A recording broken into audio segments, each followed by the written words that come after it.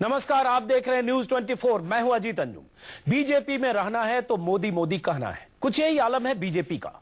BJP उपाध्यक्ष कल्याण सिंह तो खुलेआम कह चुके हैं कि बीजेपी का मतलब मोदी, मोदी का मतलब बीजेपी। यानी मोदी की चाहत को पूरा करने के लिए पूरी बीजेपी सिर के बल खड़ी हो जाती है। मोदी के मस्तक पर शिकन पड़ते ही बीजेपी नतमस्तक हो जाती है। दूसरी तरफ आडवाणी और सुषमा स्वराज जैसे दिग्गजों की एक नहीं चल रही है। अतीत में जिन चेहरों ने बीजेपी की बुनियाद रखी, उसे सजाया संवारा, वो एक एक करके किनारे लगाए जा रहे हैं। 7 बार या 5 बार सांसद रहे वफादारों के टिकट काटे जा रहे हैं। अटल आडवाणी युग की बीजेपी का यह मोदी काल है और इस काल के संक्रमण से गुजर रही पार्टी के वफादार सिपाही अब खुलेआम बागी हो रहे हैं।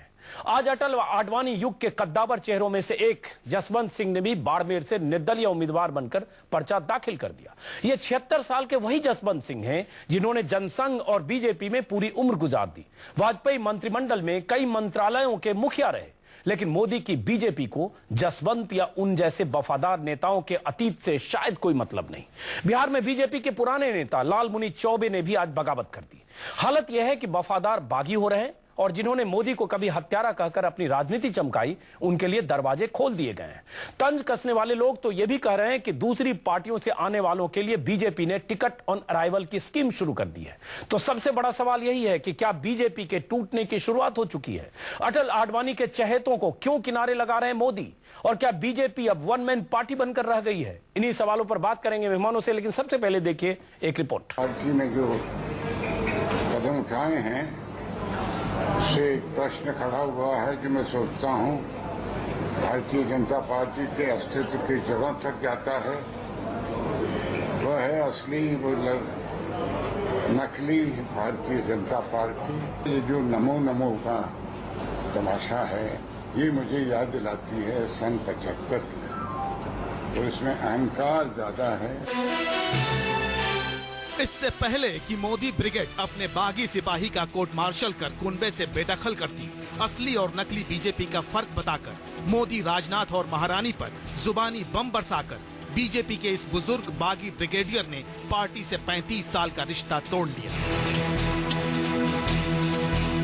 अटल आडवाणी के चहेतों में शुमार संघर्ष से सत्ता तक भारतीय जनता पार्टी के कर्णधार रहे जसवंत सिंह ने बाड़मेर से निर्दलीय उम्मीदवार के तौर पर पर्चा भर खुलेआम ललकार दिया मोदी के महारथियों को।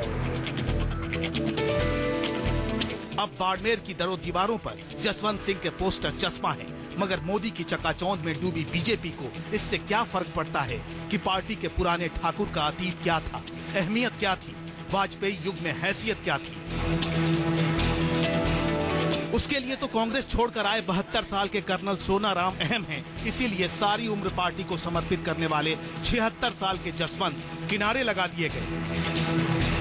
मोदी की मंडली ने बुजुर्ग ब्रिगेडियर को घर में पराया कर एडजस्टमेंट का फॉर्मूला रखा तो जवाब आया कि वो कोई पुराने फर्नीचर नहीं जिसे एडजस्ट कर दिया जाए।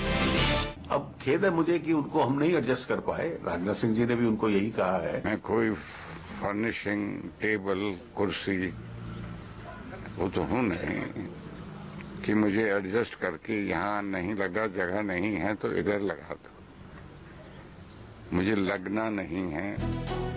वैसे वाजपेयी आडवाणी युग के नेताओं को नेपथ्य में भेजने के अकेले उदाहरण नहीं हैं जसवंत सिंह। गुजरात से हरेन पाठक, राजस्थान से सुभाष महारिया जैसे चेहरों के साथ साथ बिहार के बक्सर से पूर्व बीजेपी सांसद लालमुनि चौबे भी किनारे कर दिए गए। मोदी के घोर समर्थक अश्विनी चौबे को बक्सर से टिकट मिला तो अटल आडवाणी युग वाले चौबे जी आग बबूला हो गए। 72 साल के लालमुनि चौबे ने राजनाथ सिंह को गुलामों का अध्यक्ष बताया, निर्दलीय लड़ने का दावा ठोका और उसी मोदी कालीन बीजेपी के खिलाफ प्रचार की प्लानिंग कर ली, जिस अटल कालीन पार्टी की सरपरस्ती में वो 4 बार सांसद रहे। राजनाथ क्या बोलेंगे हमसे?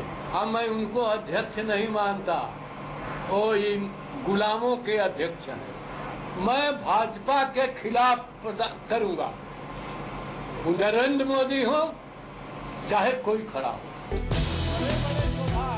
बड़े बुजुर्ग नेताओं की वाणी से अभिशप्त बीजेपी अतीत की परंपराओं से आगे निकल चुकी है, जहां आशीर्वाद से होती थी हर अनुष्ठान की शुरुआत, जहां अटल आडवाणी के पोस्टरों से होता था शंखनाद।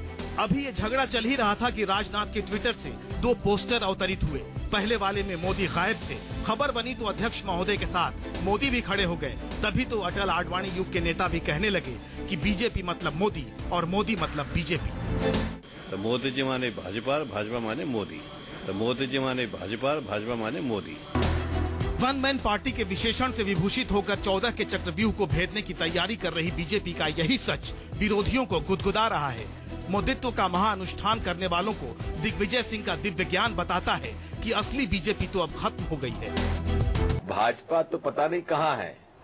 भाजपा खत्म, आडवाणी जी खत्म, राजनाथ खत्म, केवल मोदी और मोदी की सरकार। खैर निचोड़ ये है कि एक तरफ बीजेपी के बूढ़े शेर हैं जो पार्टी से बगावत कर मोदी के 56 इंच के सीने से टकराने की हिम्मत दिखा रहे हैं, तो दूसरी तरफ कभी मोदी से नफरत करने वाले कुछ मौका परस्त हैं जो हवा का रुख भांप कर बीजेपी के दरवाजे पर दस्तक दे रहे हैं। इसीलिए सवाल उठे कि क्या बीजेपी के टूटने की शुरुआत हो चुकी है। Bureau report, news 24। तो सुना आपने तेवर, जसवंत सिंह के तेवर देखे। जसवंत सिंह ने निर्दलीय उम्मीदवार के तौर पर पर्चा भर दिया। साथ में बिहार में लालमुनि चौबे 5 बार बिहार में बीजेपी के विधायक रहे बिहार से, और 4 बार बक्सर से सांसद रहे। 4 बार सांसद जो शख्स रहा, 5 बार विधायक जो शख्स रहा, उसने भी बगावत कर दी और ऐलान कर दिया कि मोदी के खिलाफ बिगुल फूकूंगा, बीजेपी के खिलाफ चुनाव लड़ूंगा। साथ में यह भी कहा कि बीजेपी का वर्तमान नेतृत्व चोरों का है और राजनाथ सिंह गुलामों के अध्यक्ष है। यह वो शख्स कह रहा है जो 5 बार विधायक और 4 बार बीजेपी का सांसद रहा, और दूसरे जसवंत सिंह 3 दिन से हम सब जानते हैं। सवाल यही कि क्या हो रहा है बीजेपी में। इसी पर चर्चा करने के लिए हमारे साथ स्टूडियो में है आनंद प्रधान, राकेश सिन्हा संघ के विशेषज्ञ हैं, आरएसएस पर किताब भी लिखी है, शोभा ओझा कांग्रेस प्रवक्ता, सुधांशु मित्तल बीजेपी प्रवक्ता। सुधांशु मित्तल जी, स्वागत है आपका। आज एक नया तमगा दिया है लालमुनि चौबे, जिनका परिचय शुरू में मैंने कराया। आदरणीय सांसद रहे हैं, 4 बार 5 बार विधायक रहे। मैं रिपीट कर रहा हूं ताकि दर्शकों को पता चले। उन्होंने कहा बीजेपी का नेतृत्व, वर्तमान नेतृत्व चोरों का नेतृत्व है और ऐसी पार्टी में रहने का सवाल ही नहीं है। राजनाथ सिंह गुलामों के अध्यक्ष हैं। आपकी टिप्पणी चाहूंगा। लालमुनि चौबे जी ने अपनी सोच समझ में कुछ कहा है। हर चीज पे टिप्पणी करना कौन सी जरूरी बात है। अगर दिग्विजय सिंह यही कहे होते तो आप तो तुरंत टिप्पणी करते। दिग्विजय सिंह जी की सार्थकता यह है कि वो प्रतिपक्ष के एक बड़े नेता हैं और वो जब बोल रहे हैं तो वो प्रतिपक्ष की ओर से बोल रहे हैं। तो बीजेपी के नेता और प्रवक्ता के तौर पर आपको नहीं लगता, जो है उनकी आपको नहीं लगता कि लालमुनि चौबे ने अगर आपकी पार्टी के लिए कहा कि वर्तमान नेतृत्व चोरों का है और राजनाथ सिंह गुलामों के अध्यक्ष हैं और इस पार्टी, ये पार्टी रहने लायक नहीं है, इस पार्टी के खिलाफ चुनाव प्रचार करूंगा, आपको लगता नहीं कि इस पर कोई प्रतिक्रिया व्यक्त करने लायक आपको यह बात नहीं लग रही है? अजीत जी, इस सारी चीज को पूरे परिप्रेक्ष्य में देखेंगे तब हमें चीज समझ आएगी कि हो क्या रहा है। मैं आपकी पूरी जो इससे पहले की जो स्टोरी चली थी उसको गंभीरता से देखा और जो जो प्रश्न उसमें उठाए, जरा उन पे 2 मिनट अगर मुझे समय दे देंगे तो मैं उनके बारे में कुछ आपके तथ्य सामने रखना। लेकिन आप बिना सवाल के जवाब के देखिए। पहली चीज वफादार वगैरह ये सारी, हाँ, मतलब जो 5 बार एमएलए रहता है, 4 बार सांसद रहता है, वफादार नहीं होता। ओपनिंग स्टेटमेंट सुन लीजिए। जो वफादारी की बात हुई थी तो एक शेर बड़ा अच्छा है, क्या बताएं प्यार की बाजी वफा की राह में, कौन जीता कौन हारा ये कहानी फिर कभी। अब विषय आता है, चाहे जसवंत सिंह जी का हो चाहे लालमुनि चौबे जी का हो, थोड़ा जसवंत सिंह जी के तथ्य भी जान लीजिए। जसवंत जी आखिरी बार राजस्थान से चुनाव लड़े थे 98 में, वो 96 में लोकसभा जीते थे, 98 में लोकसभा हार गए थे और फिर राज्यसभा में रहे।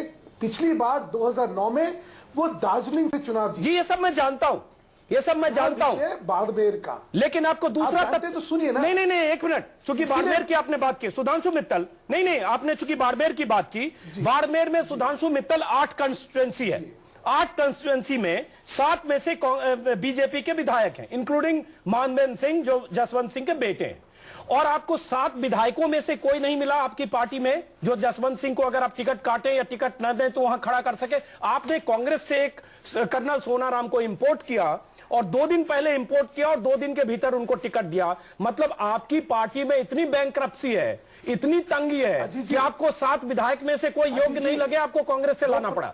और आप तर्क दे रहे हैं कि जसवंत सिंह क्यों हारे और क्यों नहीं दिया और क्या दिया। जसवंत सिंह जी को टिकट क्यों नहीं मिली और सोनाराम जी को टिकट क्यों दी, दोनों प्रसंग अलग अलग हैं। मैं पहले जसवंत सिंह जी का प्रसंग आपको समझा रहा हूं, पहले वो समझ लें। जी, तो जसवंत सिंह जी का बारमेर का जो जिसको कहते हैं क्लेम, और वो बहुत ज्यादा क्लेम है और वो वहीं के थे, इसका मैंने आपको तथ्य बतला दिए। इसमें क्या है क्या नहीं वो आपने समझ लिया। अब दूसरा प्रश्न आता है सोनाराम जी का। वहां की राजनीति से अगर थोड़ा वाकिफ हो तो आप वहां पे मुस्लिम जाट ये बहुल्य क्षेत्र हैं और वहां की एक पिक्यूलियर स्थिति है। बारमेर में कितने साल से हमारा क्या परफॉर्मेंस रहा है, अगर आप इतिहास उठा के देखिए जी, वो सब मेरे पास इतिहास है। मेरे पास बाड़मेर का इतिहास भी है और भूगोल भी है। अच्छा, मैं सवाल ये पूछता हूं, इतनी पुरानी पार्टी 1980 से पैदा हुई बीजेपी, इतनी पुरानी पार्टी जिसके 7 विधायक है, क्या आप अपने भीतर से एक विधायक नहीं खोज पाए कि जसवंत सिंह को टिकट नहीं भी दिया तो एक कांग्रेस के से 3 दिन पहले लाए हुए आदमी के लिए? क्योंकि वसुंधरा राजे यही चाहती थी। फिर पूछा, वसुंधरा राजे यही चाहती थी क्योंकि नाक की लड़ाई थी। आपका प्रश्न क्या है? मेरा प्रश्न ये दोनों एक चीज साथ नहीं हो सकती हैं। नहीं ना, आपका प्रश्न ये हो सकता है जसवंत सिंह जी को क्यों नहीं दिया, वो मैंने बता दिया। और दूसरा ये सोनाराम जी को क्यों दिया, ये आपका प्रश्न नहीं हो सकता। क्यों नहीं हो सकता? क्योंकि हमें देखिए, केंद्रीय चुनाव समिति का विशेष अधिकार है कि किसको वो सोचे कि कौन जो है चुनाव में जीत सकता है।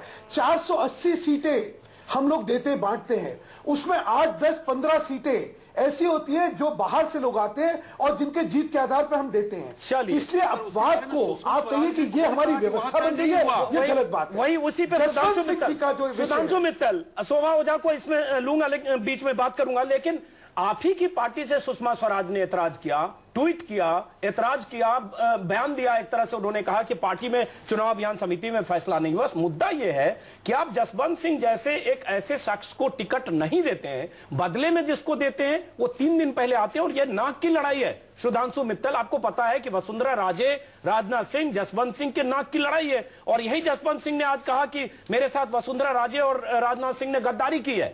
तो पार्टी में हो क्या रहा है सुधांशु मित्तल जी? अगर ये नाक की लड़ाई होती तो मानवेंद्र को कैसे मिल गया? अगर ये नाक की लड़ाई होती तो मानवेंद्र को कैसे विधानसभा मिल गई? उससे पहले कैसे लोकसभा उनको मिल गई? पिता पुत्र दोनों जो है राजनीति में एक साथ हर जगह रह चुके हैं, तो इसलिए इन सब चीजों को कयासों के आधार पर करते चलिए। अब जरा उसके आधार पे आप पूरी पार्टी को कटघरे में खड़ा नहीं, हम कटघरे में हम क्यों खड़ा? कटघरे में आपके कार्यकर्ता, आपके नेता खड़े कर रहे हैं। हाँ, तो कटघरे में जसवंत सिंह, लालमुनि चौबे जी जब तक पार्टी नहीं छोड़े थे, कटघरे में जब तक जसवंत सिंह और लालमुनि चौबे पार्टी नहीं छोड़े थे, उनकी हर बात का स्वागत था। सुधांशु मित्तल, पार्टी छोड़ दी है तो वो वैसे ही हो गए जैसे कोई प्रतिपक्ष का आदमी बिल्कुल। होता है। सुधांशु मित्तल, कटघरे में बीजेपी को, ये हमारा कम से कम विवेक जो है ये हम पे छोड़िए। चलिए शोभा ओझा, कटघरे में बीजेपी को हम नहीं खड़ा कर रहे हैं। सुधांशु मित्तल कटघरे में जसवंत सिंह खड़ा कर रहे हैं, लालमुनि चौबे कर रहे हैं, हरेन पांड्या कर रहे हैं, राजन सिंह राणा कर रहे हैं, जो 7 बार और 5 बार से भावनगर से और अहमदाबाद से सांसद रहे। चलिए शोभा ओझा, बीजेपी में जो चल रहा है सब ठीक है। कांग्रेस के नेताओं के आज भी कई लोगों के बयान देखे हमने, दिग्विजय सिंह ने भी बयान दिए। ये तो कह रहे ठीक है, एक इनका अधिकार है, जिसको मर्जी टिकट दे रहे हैं, इसमें क्यों हम लोग इतनी बहस कर रहे हैं इस पर? देखिए, आज की तारीख में देश, हिंदुस्तान हमारा भाजपा मुक्त हो चुका है। अब केवल कोई है तो वो है मोदी। जो मोदी जी की कार्यशैली गुजरात में रही, जो उनने केशु भाई को वहां खत्म किया, चाहे वो पंड्या जी को खत्म किया, चाहे संजय जोशी को खत्म किया पॉलिटिकली, उसी तरह की कार्यशैली उनकी अब नेशनल लेवल पे दिख रही है। आज अगर अडवाणी जी, मुरली मनोहर जोशी जी, लालजी टंडन जी, सुषमा स्वराज जी, सभी जितने सीनियर लीडर हैं भारतीय जनता पार्टी के, अगर वो परेशान हैं, कहीं ना कहीं संघर्ष कर रहे हैं, पार्टी के अंदर एक द्वंद्व है, तो वो साफ दिखाता है कि किस तरह का डिक्टेटरशिप पार्टी के अंदर चल रही है। किस तरह से राजनाथ सिंह जी आज एक ट्वीट करते हैं, 12 मिनट के अंदर वो अपना ट्वीट वापस ले लेते हैं और पुनः वो मोदी के गुणगान करने लगते हैं। तो ये साफ तौर पे दिखा रहा है कि पार्टी के अंदर किस तरह द्वंद्व चल रहा है, किस तरह पार्टी टूट गई है और पार्टी की विचारधारा नाम की कोई चीज नहीं। जवाब देंगे, कांग्रेसी तो खुश हो रहे हैं बहुत कि आपके भीतर ही संघर्ष चल रहा है। पार्टी विद डिफरेंस अपने को बताती थी, आज वो पार्टी खत्म हो गई है। जी बिल्कुल, वो पार्टी खत्म हो गई और आपकी पार्टी में भगदड़ मचा है, आप इससे चिंतित ही नहीं है। जी सुधांशु मित्तल। शोभा जी, हमारी पार्टी में कोई भगदड़ नहीं मची। हमारी पार्टी यथावत पूरे कॉन्फिडेंस के साथ 2014 का चुनाव लड़ेगी। आपको पता ही नहीं है, फिर डेटा जरा कलेक्ट करिए। हरियाणा से 4 लोग आपकी पार्टी से ही गए जिनको बीजेपी से टिकट मिल गया। हरियाणा में 8 में से 4 बीजेपी में जो मिला है टिकट वो कांग्रेसी है। यूपी में वही हाल है। चलिए, अवसरवादी लोग हैं जो छोड़ रहे हैं टिकट, कोई लालच में छोड़ रहे हैं, पर पार्टी की सिद्धांतों के साथ कोई कॉम्प्रोमाइज नहीं हो रहा और पार्टी का हर ईमानदार सिपाही पार्टी की लड़ाई लड़ रहा है। सुधांशु मित्तल जवाब दीजिए, स्टूडियो लौटूंगा। सुधांशु मित्तल साथ लड़ेंगे। सुधांशु मित्तल, शोभा जी, आपके बयान के अनुसार हमारी पार्टी तहस नहस हो गई है, तो आपको क्यों चिंता हो रही है? आपको तो खुश होना चाहिए भाई। चुनाव में आपकी प्रतिपक्ष की पार्टी बिल्कुल खत्म हो रही है, हमारे सारे लोग जा रहे हैं, आप तो खुश हुई है। अरे इससे तो आपके जीत के चांस बढ़ते जा रहे हैं। नहीं हो रही है। आपको क्या कष्ट आप जो सपने देख रहे थे, आप अपना देखिए, क्यों दिक्कत क्या हो गई? देखिए, भारत की बात कह रहे थे, आज भारतीय जनता पार्टी मुक्त हो गया है। खाली ये बड़ी खुशी की बात है। काम बचा नहीं, क्योंकि पार्टी में ना कोई टिकट मांग रहा है, सब लोग टिकट वापस कर रहे हैं। भारतीय जनता पार्टी टिकट मांग रही है। चलिए, दोनों को रोक रहा हूं, स्टूडियो लौटना होगा। एक मिनट, दोनों को रोक रहा हूं। आने वाले समय में चुनाव के बाद किसी तरह के बीजेपी में एक नए बिखराव या नए किस्म के पोलराइजेशन का कोई संकेत है? देखिए, मुझे जो मैं सेंस कर पा रहा हूं उसमें 2 बातें खास है कि जो आप पार्टी के अंदर गुटबंदी और लॉबी, वो अटल आडवाणी दौर में भी था। अटल और आडवाणी के बीच में ही 2 ग्रुप थे और वो ग्रुप आज से नहीं है। खुद उत्तर प्रदेश में 4-4 ग्रुप रहे हैं। राजनाथ सिंह का अलग रहा है, लालजी टंडन का अलग रहा है, कलराज मिश्रा का अलग ग्रुप रहा है, कल्याण सिंह का अलग रहा है। और ये पार्टी के अंदर लगभग हर राज्य में कई ग्रुप्स थे। खुद गुजरात में ये कई ग्रुप्स थे। लेकिन कम से कम ऊपर जो शीर्ष नेतृत्व था, शायद उनका ये प्रभामंडल था कि वो और जिसमें आप देखिए कि बहुत सारे जो दूसरी रैंक की लीडरशिप कही जाती है वो भी आडवाणी जी द्वारा कल्टीवेट की गई थी। और बहुत सारे लोग मानते थे कि ये ग्रुप ऑफ 4 यहां दिल्ली में काबिज हो गया। आज के जो राज्यों के नेतृत्व को, मैं ये कह रहा हूं कि ये जो आज दिखाई पड़ रहा है बीजेपी में, ये कोई नई बात नहीं है। इस पार्टी के अंदर ये डिफरेंसेस, ये पार्टी विद डिफरेंसेस ज्यादा है, पार्टी विद डिफरेंस कम रह गई है और ये डिफरेंसेस खुल करके दिखाई पड़ रहे हैं। इसके पीछे न सिर्फ 2-3 कारण बहुत महत्वपूर्ण हैं। भारतीय जनता पार्टी का कांग्रेसीकरण पूरी तरह से हो चुका है। जो जिन बातों के लिए कांग्रेस को जाना जाता था वो सारी चीजें, चाहे गुटबंदी हो, लॉबी हो, एक बड़े नेता के साथ उसके एक अलग अलग ग्रुप बने हो, लॉयल्टी बेस्ड जो ग्रुप्स हैं, वो भारतीय जनता पार्टी जो अपने को एक कार्डर बेस्ड वैचारिक पार्टी कहती है उसमें भी आ चुके हैं। दूसरी बात यह है कि भारतीय जनता पार्टी के लिए भी जो सत्ता है वो अब एक तरह से साध्य बन गई। वो साधन नहीं है। साधन वो होती है अगर लोगों की सेवा करनी हो। तो ये दोनों ही कारणों से आज भारतीय जनता पार्टी में ये दिखाई पड़ रहा है। एक मिनट जरा, राकेश सिन्हा है, आप ही के पक्ष में बोलेंगे। आरएसएस बैकग्राउंड पे अगर बोलेंगे तो समझ लीजिए जो आपका पैतृक संस्थान है उसकी प्रवक्ता के तौर पर बोलेंगे। राकेश सिन्हा जी, जसवंत सिंह ने ये भी कहा, जो हमने स्टोरी दिखाई कि नमो नमो मुझे 75 की याद दिलाता है। जिस ढंग से हो रहा है नमो नमो का तमाशा हो रहा है, जसवंत सिंह कर रहे, मैं नहीं कर रहा हूं। और जो कुछ भी हमने अभी इससे पहले बहस की, क्या हो रहा है बीजेपी में? क्या ये वही बीजेपी है जो 20 साल 25 साल पहले चाल चलित चेहरा और पार्टी विद डिफरेंस वाली बीजेपी थी?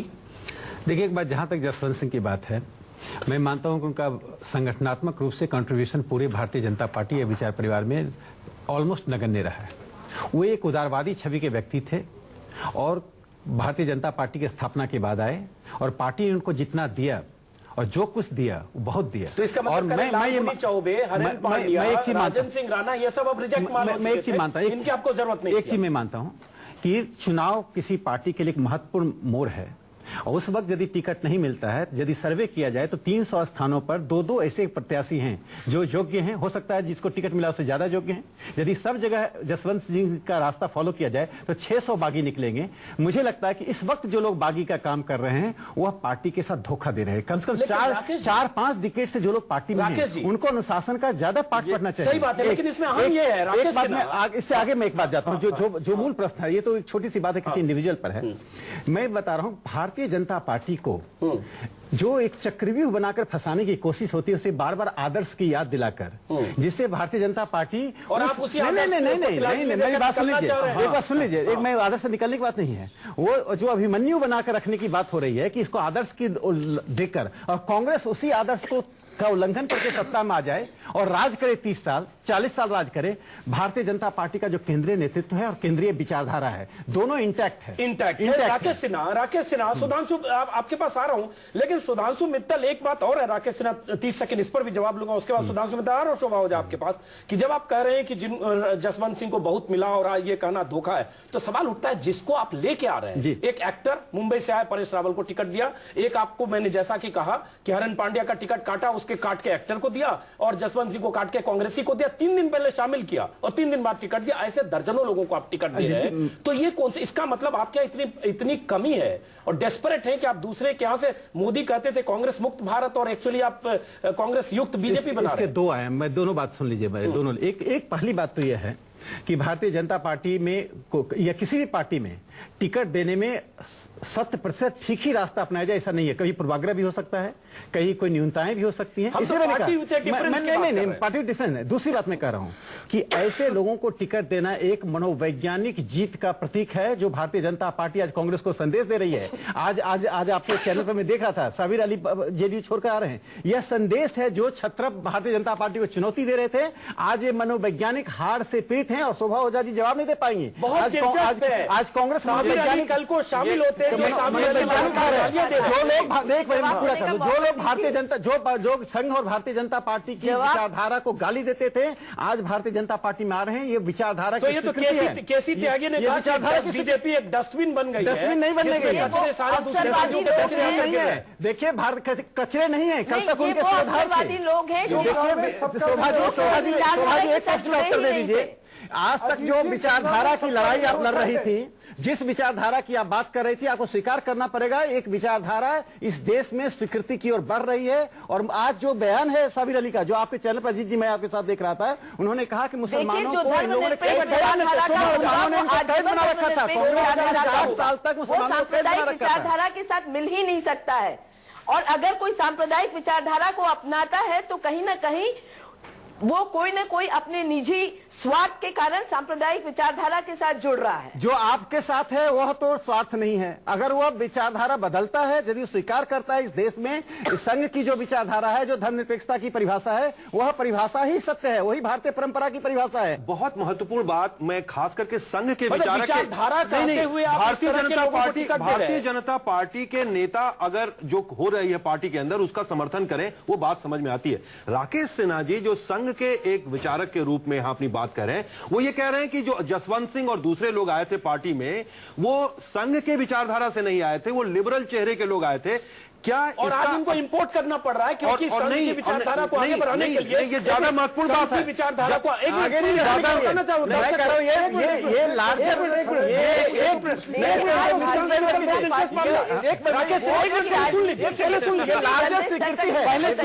पहले सुन लीजिए, आ रहा हूँ शोभा ओझा। संघ की विचारधारा को आगे बढ़ाने के लिए आपको चाहिए जगदम्बिका पाल, बढ़ाने के लिए नहीं, आपको चाहिए मनोज तिवारी, बढ़ाने के लिए नहीं, सुन तो लीजिए, स्वीकृति है, सुन तो लीजिए, संघ की विचारधारा को आगे बढ़ाने के लिए चाहे मनोज तिवारी जो समाजवादी पार्टी से लड़े आ गए, छेदी पासवान जो जेडीयू में रहे, कर्नल सोराराम जो कांग्रेसी हैं जिनके चक्कर में आप जसवंत सिंह को शहीद कर दिया, आपको विद्युत महतो जेएमएम के रामकृपाल यादव 35 साल तक संघ और बीजेपी को गाली देने वाले, राव बीरेन सिंह, श्री रामलू जिसके लिए सुषमा स्वराज ने ट्वीट किया। आपको विचारधारा के लिए ऐसे लोग, कीर्तिवर्धन सिंह यूपी में टिकट दिया, बीएसपी से भी लड़े, समाजवादी से भी लड़े और आपको अपनी विचारधारा को अक्षुण्ण रखने के लिए, आगे बढ़ाने के लिए सारे पार्टियों से लोगों को लाना पड़ा। नहीं, मैं ला रहे हैं और ये इसके जरिए कह रहे हैं कि हमारा एक जवाब बोलिएगा और इसमें मैं जवाब दे दूं ना। एक बात जोड़ना पड़ेगा, जवाब दूंगी, बहुत महत्वपूर्ण सवाल है।